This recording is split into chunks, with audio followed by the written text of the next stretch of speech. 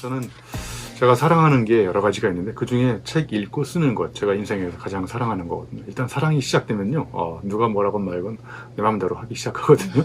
그래서 정말 제가 좋아하는 롤랑 바르트라는 작가가 있었는데 이 친구가 한 말을 제가 시작하면서 여기 한번 여러분한테 소개하려고 합니다. 롤랑 바르트가 쓴 롤랑 바르트 마지막 강의에 보면 이런 말이 나와요. 글쓰기는 사랑하는 대상을 불멸화시키는 일이다. 여러분 잠깐 이해가 안 가시죠? 불멸화. 내가 글을 쓰는 이유는 내가 사랑하는 대상을 영원히 없어지게 만들게 하기 위해서 하는 거라는 거예요. 자, 내가 뭔가를 사랑한다는 거는 어떤 의미를 갖고 있을까요? 여러 가지 의미가 있을 것 같아요. 첫 번째, 사랑은 다른 사람이 겪고 있는 고통을 좀 더 완화시키기 위해서 내가 스스로 나서가지고 경험하는 거예요. 네?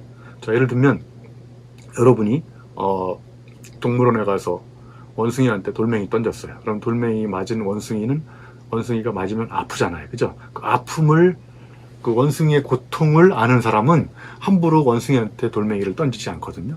진짜 사랑한다는 것은 내가 사랑하는 대상이 겪고 있는 고통, 아픔을 어떻게 하면 조금 더 완화시킬까, 경감시킬까, 이렇게 애간장을 태워가면서 애쓰는 과정이 사랑하는 거거든요. 자, 롤랑 바르트가 말한 글쓰기는 사랑하는 대상을 불멸화시키는 것이다. 그러면 내가 사랑하는 대상이 생기면요, 그 사랑하는 대상이 사람이든 사물이든 제가 보기에 그 애간장을 녹여가면서 그 친구가 겪고 있는 아픔이 무엇인지를 감지해가지고 그걸 어떻게 하면 줄일 것인지, 이런 것들을 끊임없이 생각하는 거거든요. 그럼 왜 쓰냐? 내가 사랑하는 대상이 일단 써서 기록해 놓으면 없어지지 않잖아요. 그죠? 그런데 안 써서 그냥 기억하고 오려고 그러면 불멸하는 대상이 아니라 이제 없어져 버리잖아요. 그래서 그런 사랑하는 대상을 붙잡아 가지고 영원히 없어지지 않게 하는 방법, 그게 바로 쓰는 거라는 거예요. 정말 롤랑 바르트의 글쓰기의 영도라는 책도 있지만 정말 그거 읽다가 죽을 뻔했어요. 너무 난해해가지고. 근데 아무튼 이런 명언을 또 남기게 됐습니다. 자, 그러면 여러분, 우리가 뭔가를 사랑한다는 것은 여러분 아는 게 먼저일까요? 사랑하는 게 먼저일까요? 뭐 사람마다 다르겠지만 사랑하면 더 깊이 알게 되거든요. 내가 이 물을 사랑하면요, 이 물에 대해서 알고 싶어 잠이 안 오고 얘 물을 조금 마셔보고 뱉어보고 막 만져보고 이런 여러 가지를 하거든요. 그러니까 사랑한다는 것은 결국은 내가 그 대상에 대해서 깊이 알기 위한 엄청나게 중요한 촉발 요인이 됩니다. 그래서 일단 뭔가를 사랑하기 시작하면 그 대상에 휘말리기 시작해요. 여러분 사랑하는 대상에 대해서 완전히 휘말려 본 적이 있습니까? 말려 들어가면 빠져버리고, 빠지면 빠져나올 수가 없어요. 일단 빠지면 전혀 다른 세계가 열리거든요. 왜냐하면 한번 사랑에 빠져보세요. 그러면 내가 몰랐던 감각이 새롭게 살아나고요. 그 감각이 새롭게 살아나면서 평생 볼 수 없었던 이런 새로운 가능성들이 막 보이기 시작해요. 그러면 이제 그거에 긍정적인 이제 피드백이 계속 반복되면서 더 깊이 빠지게 되고, 이제 영원히 빠져나올 수 없는 그런 구렁텅이에 빠지게 되는 거죠. 자, 그래서 우리가 이제 이런 것들을 자꾸 글로 쓰게 되는 가장 중요한 이유 중에 하나는 내가 사랑했던 것들, 사람이든 대상이든 그걸 자꾸 이렇게 스토리로 엮어서 글로 써놓으면 정말 그게 다른 사람들한테도 감동을 줄 수 있는 어떤 모멘텀이 되지 않습니까? 그래서 우리가 사랑하는 대상이 생기면 그냥 내버려 두지 마시고 더 사랑하면서, 그 사랑하면서 겪었던 여러분의 아픔, 그 다음에 여러분의 경험, 이런 것들을 끊임없이 계속 글로 녹여내는 순간 여러분의 삶은 그냥 삶이 아니라 하나의 위대한 작품이 되는 거예요. 그 작품도 그냥 작품이 아니라 예술 작품이 되는 거예요. 그래서 내 삶을 예술 작품화 시키는 과정, 그게 바로 내 삶을 불멸의 작품으로 만드는 과정이고, 그게 바로 저는 이 책 쓰기의 가장 중요한 그런 포인트라고 생각해요. 그런데 우리는 가끔씩 내가 사랑하는 대상을 잘 못할 수도 있거든요. 그래서 이 롤랑 바르트의 또 다른 말을 한번 제가 인용을 해볼게요. 인간은 항상 자기가 사랑하는 것에 대해서 말하는데 실패한다. 이것도 참 의미심장한 말이에요. 그죠?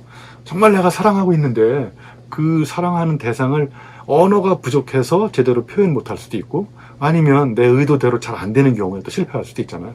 그러니까 나의 작품을 만드는 과정, 이것이 내 마음대로 쓱쓱 잘 진행되면 좋겠지만 이게 실패를 거듭하다가 결국은 그런 실패가 나의 아름다운 작품으로 되는 거거든요. 그래서 저는 미완성 교향곡이라는 말이 있잖아요. 그래서 내 삶을 예술 작품으로 만드는 과정도 한 번에 완벽하게 완성될 수 없는, 영원히 계속 해보면서 조금씩 완성되는 그 미완성이라고. 근데 이 미자를, 아직 미자를 아름다울 미자로 바꾸면 아름다움을 완성해 나가는 과정, 이게 또 하나의 미완성이 될 것 같아요. 네.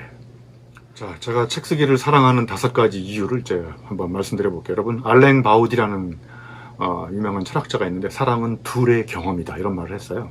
그 둘의 경험이 뭐냐면, 사랑을 시작하면요, 서로가 서로를, 상대방을 주연 배우로 만들어줍니다. 네?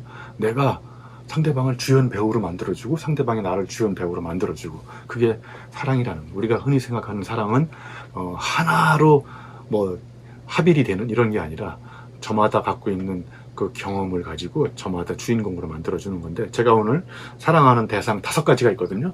이 5가지가 저는 이 사람들을, 이 친구들을 주인공으로 만들어주는 경험을 한 거예요. 첫 번째가, 자, 저는 책은 새로운 길로 인도하는 창이라고 생각해요. 저는 이 창을 굉장히 사랑하거든요. 책을 왜 창에다 비유했을까요? 윈도우. 우리가 책을 한 권 읽으면 1개의 창이 생깁니다. 2권 읽으면 2개의 창이 생기고, 그죠? 그러니까 책을 많이 읽은 사람은 세상을 다르게 내다볼 수 있는 윈도우, 창이 여러 개가 생기는 거예요. 그러니까 똑같은 세상인데 누구는 여러 가지 다른 방식으로 볼 수 있고, 누구는 한 가지로 보고, 아예 책을 안 읽은 놈은 그냥 늘 감옥에 갇혀 사는 거죠. 그래서 저는 이 책은 창이라고 생각해요. 그래서 저한테 첫 번째 창으로 작용했던 책이 뭐냐면, 다시 태어난데도 이 길이라는, 제가 공고 졸업하고 서법고시 준비하려고 대학에 왔다가 저한테 잘못된 꿈을 품게 만든 첫 번째 책, 다시 태어난데도 이 길이에요. 제가 만약에 이 책을 안 읽었다면 오늘의 유형만은 없을 거예요.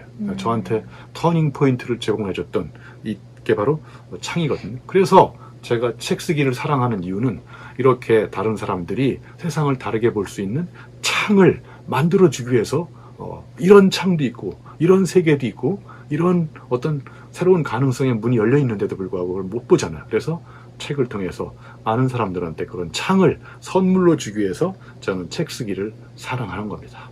자, 2번째, 제가 책을 쓰는 걸 사랑하는 이유는요, 2번째, 책은 방향을 잡아주는 나침판인데, 이 나침판이 또 제가 사랑하는 대상 중에 하나예요.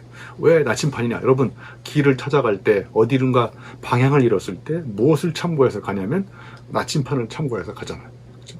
나침판이 내가 어디로 가야 될지 방향을 알려주는 것처럼, 저는 책도 내가 어떻게 살아야 될지 방황하고 방탕할 때 나한테 이렇게 방향을 알려주는 것, 이게 바로 나는 책이라고 생각해요.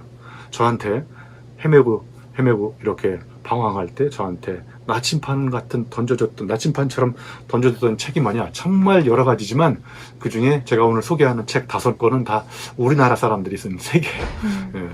제가 교육학에 새로운 눈을 뜨게 된 것, 지금 은퇴하신 서울대학교 이용우 교수님이 쓴 교육의 목적과 난점이라는 책이에요. 저는 이 책을 읽고 앞으로 내가 교육학자가 되려면 어떤 길을 가야 되는지 이거를 나한테 알려준 거예요. 그래서 진정한 교육은 보이지 않는 것이 보이는 것을 움직인다라는 그런 진리를 가르치는 과정이다.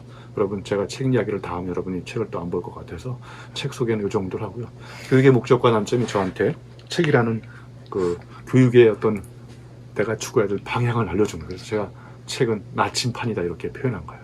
자, 제가 이렇게 책을 사랑하는 이유 2번째는 뭐냐? 많은 사람들한테, 헤매고 이렇게 방황하는 사람들한테 나침판과 같은 책을 여러분들한테 선물로 드리기 위해서 밤잠을 설쳐가면서 이렇게 책을 쓰고 있는 겁니다. 자, 3번째, 제가 책 쓰는 걸 사랑하는 이유는요, 제가 책을 또 어디다 비유한 거냐면, 책 쓰기는 여기서 저기로 가는 징검다리다. 여러분, 우리가 흐르는 개천에다 이렇게 징검다리 있는 거 보셨죠? 그럼 징검다리를 밟고 건너면 이쪽에서 저쪽으로 건너갈 수 있잖아요. 그러니까 책이라는 게 바로 내가 지금 꿈을 꾸고 있는 꿈의 목적지로, 여기서 저쪽 꿈의 목적지로 건너가는 징검다리 역할을 하는 게 저는 책이라고 생각해요. 저한테 이렇게 여기서 꿈의 목적지로 가도록 징검다리를 놔준 책이 있는데, 그 책이 지금 돌아가신 박이문 교수님의 하나만의 선택이라는 책이 있어요. 지금은 아마 절판됐을지도 모르겠는데, 이 하나만의 선택이 뭐냐? 이 박이문 교수님이 모든 걸 다 집어치우고 오로지 공부하는 길, 그 길 하나만을 선택하는 아픈 아름다운 사연이 들어있어요. 저도 그 책을 읽고, 나도 이 공부하는 길을 선택하도록 원동력을 준 책, 바로 징검다리 역할을 한 책이 저는 이 하나만의 선택이라고 생각해요. 제가 그래서 책을 쓰는 거를 사랑하는 이유는 여러분들한테, 독자 여러분한테 바로 이렇게 징검다리 같은 역할을 할 수 있는 책을 써서 여러분들이 꿈의 목적지로 가는데 이렇게 다리 역할을 할 수 있도록 이렇게 여러분들한테 고민하고 방황할 때 어떤 책을 읽었을 때 이게 바로 내가 저쪽으로 갈 수 있는 방법이구나, 이런 것들을 깨닫게 해주는 것이죠. 자, 이제 네 번째는요, 제가 사랑하는 게 또 거울이거든요. 거울. 네. 우리 여자분들이 거울을 많이 보지만 저도 거울을 언제 보냐면, 저는 책은 나의 삶을 반성해보게 만드는 거울이라고 생각해요. 네? 내가 이렇게 오만한 생각을 하고 있을 때 어떤 책을 읽었어. 그랬더니 그 책에서 나의 생각이 오만하다라는 것들을 사정없이 깨부수는 거예요. 네? 그래서 책이 나를 부끄럽게 만들어요. 거울에 비춰보니까. 네? 그래서 책의 가장 중요한 역할 중에 하나는 내 생각이 잘못될 수도 있구나, 내가 이렇게 오만한 방자한 생각을 하고 있었구나를 알려주는, 비춰주는 게 바로 거울로서의 책이라고 생각해요. 그래서 저한테 이렇게 거울과 같은 책이 한 권 있는데요, 바로 또 오늘 돌아가신 분만 이야기하는 것 같은데 우리 신용복 교수님이 쓰신 여러 권의 책 중에 감옥으로부터의 사색이라는 책이 있어요. 저는 이 책을 읽고 나도 기회가 되면 교도소에 한번 가야 되겠다, 이런 생각이 들었어요. 그래서 정말 이렇게 죄송한 말씀이지만 어떻게 이렇게 감옥에 계시면서도 이렇게 사고 자체가 이렇게 명징한 서리빨처럼 이렇게 막 그 한 사람의 그 통렬한 깨달음을 줄 수 있는 책인지, 이런 게 바로 교도소에서 면벽을 하면서 20년 20일 동안 경험하신 놀라운 사유의 그 정수가 이 그 감옥으로부터의 사색에 들어있다는 걸 알게 됐어요. 저는 이 책을 읽고 정말 부끄러운 게 한두 가지가 아니었거든요. 여기에 나오는 놀라운 그 짤막짤막한 말들이 한 사람의 사유를 엄청나게 비약적으로 발전시키게 해주고 있습니다. 그래서 이 책에서 예를 들면 모든 존재는 관계가 결정한다. 관계없는 존재는 없다. 그런데 제가 여기까지 생각했던 거는 존재가 먼저고 관계가 나중이라고 생각했는데, 저는 이 신용복 교수님의 책을 읽으면서 이 관계론적 사유, 이 세상에 관계없는 건 없다. 다 관계가 존재를 결정한다. 이런 생각들을 부끄럽게 이렇게 반성하게 만들었던 책입니다. 그래서 제가 책 쓰기를 사랑하는 이유는 이렇게 신용복 교수님의 감옥으로부터의 사색처럼 다른 사람들한테 이렇게 거울이라는 선물을 줘가지고 거울에 비추어서 나를 반성하게 만드는 그런 책을 쓰기를 좋아하는 거고, 여러분들한테도 그런 선물로 드리고 싶어서 제가 책을 쓰고 있습니다. 자, 이제 마지막은 여러분도 많이 들어보셨을 텐데, 책은 도끼다. 우리 박홍윤 선생님이 쓴 책도 있잖아요. 그 책은 도끼다는 원래 누가 한 말인지 아시죠? 카프카가 한 말이에요. 그래서 카프카가 책이란 우리 내부에 얼어붙은 바다를 깨기 위한 도끼가 되어야 된다. 그래서 도끼가 뭐냐고 물어보면 제가 할 말은 없는데요. 근데 책은 도끼다. 이렇게 망치로 막 깨부수고 도끼로 이렇게 뭔가를 뽀개는 것처럼 우리의 고정관념, 타성, 습관적으로 살아가려고 하는 관성, 이런 것들을 막 생각을 깨부수는 거예요. 그러면 내 생각에 새로운 생각이 잉태되기 시작하고 이전과 다른 생각을 출산하는 거죠. 그래서 책은 도끼처럼 한 사람의 고정관념이 고장관념으로 고장나기 전에 마음대로 깨부숴가지고 새로운 생각을 잉태하게 만드는 이런 놀라운 그런 역할을 하지 않습니까? 그래서 제가 책 쓰기를 사랑하는 5번째 이유가 바로 여러분들한테 도끼를 한 자루씩 줘가지고 수시로 여러분의 굳어져가는 생각들을 마구마구 깨부수도록 도와드리기 위해서 책을 쓰는 거예요. 네. 사실 따지고 보니까 여러분한테 이렇게 선물을 줬지만 나 자신한테도 5가지 선물을 제가 만들기 위해서, 그러니까 황지의 시인이 그랬잖아요. 이타심은 이기심이다. 이기심은 이타심이 아니다. 여러분, 제가 여러분한테 이렇게 선물을 주려고 이타적으로 책 쓰기를 사랑하는 걸 5가지를 말씀드렸으나 가만히 생각해 보니까 지가 행복하려고 쓰는 거 아니겠어요? 이렇게 얘기했죠. 그죠? 네. 그러니까 저도 행복해야 되고 여러분도 행복해야 되고, 그래서 우리가 이전과 다른 놀라운 삶을 살아가면서 색다른 걸 깨닫고 뉘우치고 다른 사람들한테 행복을 주기 위해서 우리는 책을 쓰고, 또 쓴 저자가, 작가가 또 독자가 있으니까 그런 책을 읽고, 그러면서 이제 독자가 다시 또 제2, 제3의 작가로 탄생하는 이런 선순환이 됐으면 좋겠다, 이런 생각이 들었습니다. 고맙습니다.